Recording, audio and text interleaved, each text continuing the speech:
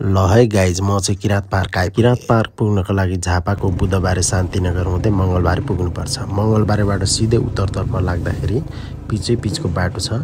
15 minute जति उँभो लागेपछि अफरोड सुरु हुन्छ। म केही पनि भन्नु चाहिन। हामी किरात पार्क जान आँटेको जाँदैछौँ। करिब 7-8 किलोमिटर पिच रोड क्रस गरेपछि अफरोड सुरु हुन्छ।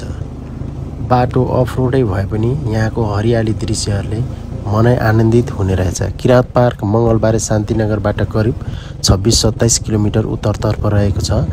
मङ्गलबारेबाट करिब हामी झन्डै 1 घन्टामा किरात पार्कको बाहिर गेट पार्किङसम्म आइपुग्यौँ।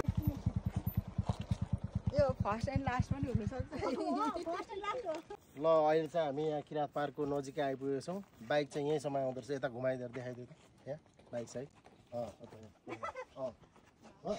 अब तपाईँहरूको यो बाटोबाट चाहिँ जानुपर्दछ किरात पार्क। 1 घन्टा झन्डै करिब 1 घन्टा जस्तोमा चाहिँ हामी आइपुग्यौँ। 1 किलोमिटर 2 किलोमिटर जति चाहिँ अफरोड पनि रहेछ। त्योभन्दा अगाडि चाहिँ पिचै छ बाटो होइन। पूजा हेर हेलो किरात पार्क है किरात पार्क। ल विश्वास यता है यता हेर ल बिनु नेप्टे ल ल करन कहाँ अहिले हामी कहाँ गइरहेछौँ? हामी चाहिँ किरात पार्क यस प्रस्थान गरिसकेर अब हामी टुप्पामा यलम्बरको सालिक भाकोतिर पार्कमा मेन पार्कमा जाँदैछौँ। मेन सेन्ट्रल पार्कमा अहिले चाहिँ अब हामी थोरै स्न्याक्सहरू कचाक बोक्छौँ। यसको चाहिँ अब यो चाहिँ कहिले तराईदेखि माथि नचढेको भएर अर्थित भाइको चाहिँ कान पुरा नाक कान टालेर बिजोक छ यसको। अब हामी जान्छौँ अहिलेलाई चटपटे। ओके ल ल खाजा खाने होटल रेस्टुरेन्टहरू पर्याप्त मात्रामा नभएको कारणले एउटा साधारण रेस्टुरेन्टमा हामीले चाहिँ थुक्पा अर्डर गरेर खायौँ र किरात पार्कको गेटतर्फ प्रस्थान गऱ्यौँ।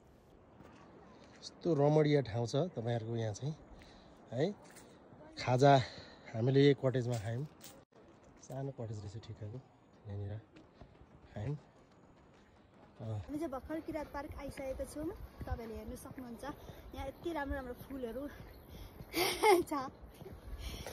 भर्खर हामीले खाजा पनि खायौँ होइन खाजा खायौँ तल कटेजमा। हजुर चाउचाउहरू चाहिँ पाउँदो रहेछ।